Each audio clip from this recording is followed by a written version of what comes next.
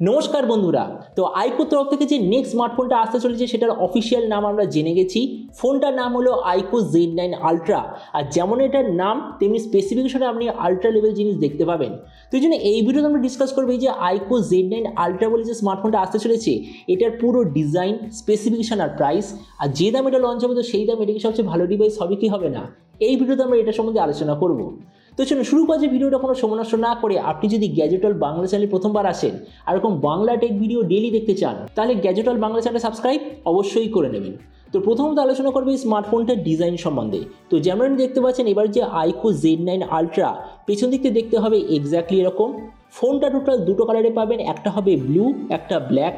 এর পেছন দিকের মেটেরিয়ালটা হলো প্লাস্টিকের ব্যাক কভার, সাইডে আছে প্লাস্টিকের ফ্রেম।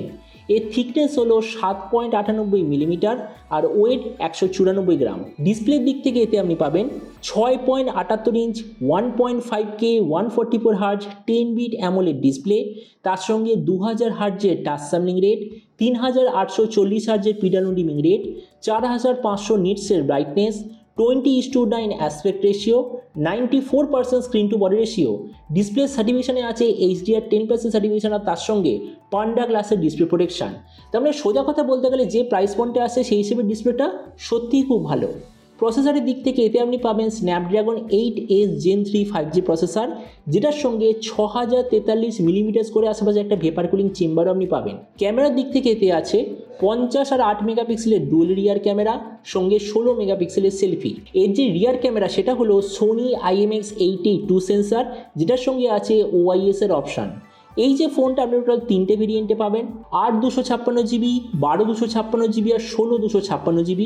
র্যামের কোয়ালিটিটা LPDDR5X, মেমোরিতে আছে UFS 4.0, যেটার সঙ্গে কোনো ধরনের ডেডিকেটেড SD কার্ড স্লট নেই। ব্যাটারিতে আছে 6000 mAh ব্যাটারির সঙ্গে 80 ওয়াটের চার্জার, আর কানেক্টিভিটি হলো USB Type-C।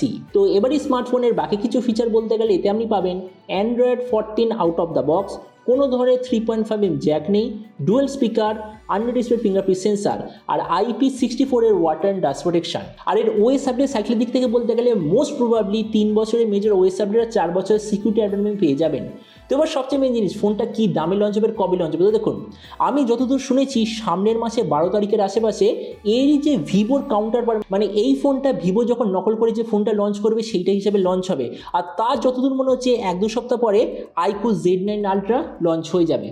আর এবার আমি যদি প্রাইস সম্বন্ধে বলি তো বলা হচ্ছে যে ইন্ডিয়ান মার্কেটে এই স্মার্টফোনটা স্টার্টিং প্রাইস হবে 30,000-এর আশেপাশে।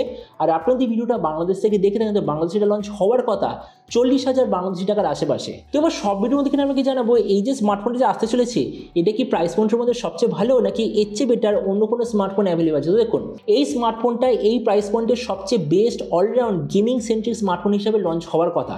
আর এই প্রাইস পয়েন্টে আমার মতে মনে হয় পোকো F6 5G একটা দারুণ অলরাউন্ড গেমিং সেন্ট্রিক স্মার্টফোন।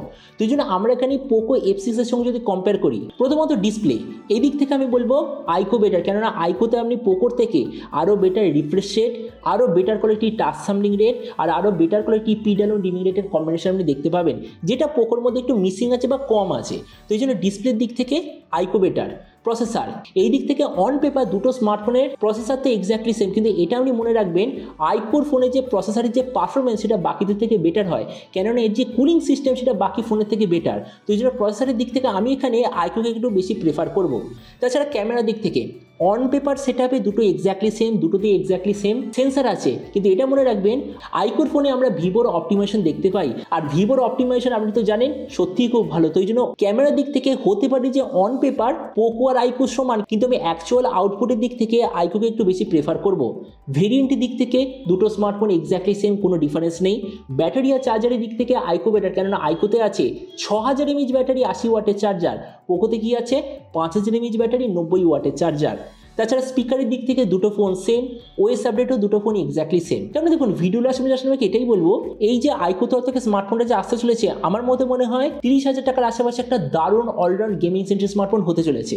তো এবার আপনি যে কোনো সমস্যা জানাবেন এই যে আইকো যে নতুন স্মার্টফোনটা আসছে, তো আপনি কি এই দামে এটা নিতে চান নাকি অন্য কোনো স্মার্টফোন আপনি চুজ করতে চান, এটা সম্বন্ধে কথা বলতে আমাকে একদমই ভুলবেন না। তো চলুন দেখা হবে আগামী কোনো টেক ভিডিওতে। Till then stay tuned and always remember, think positive, be positive. Thank you.